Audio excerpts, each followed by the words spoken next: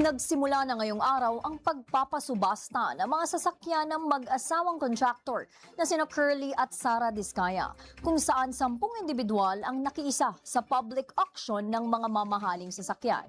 Una sa balita si Patricia Lopez live.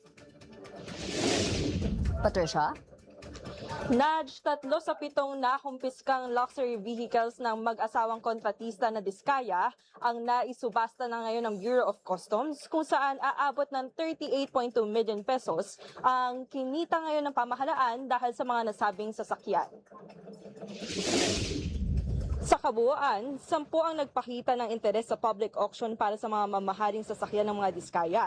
Pero ngayong araw, 8 lamang ang nakalahok sa bidding.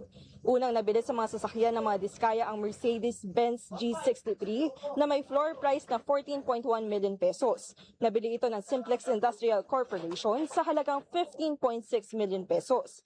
Nabili rin ng Simplex Industrial Corporation ang Mercedes-Benz G500 Brabus sa halagang 15.5 million pesos na may floor price na 7.8 million pesos. Ang pangatlong sasakyan naman ng mga Diskaya na nabenta sa Licentrel Jewelries ay ang Lincoln Navigator L sa halagang 7.1 million pesos. Wala namang nagbid o bumili ng luxury cars ng mga Diskaya na Rolls-Royce na nasa 45.3 million pesos, Toyota Sequoia, Toyota Tundra at Bentley Bentayga. Ayon sa BOC, ibebenta muli ng ahensya ang mga sasakyang hindi na ibenta sa mga susunod na araw. Matatandaan ang mga sasakyang isinisubasta ngayon ay kinumpiska ng ahensya dahil sa kawalan ng patunay na lehitimo ang pagpasok ng luxury cars sa bansa.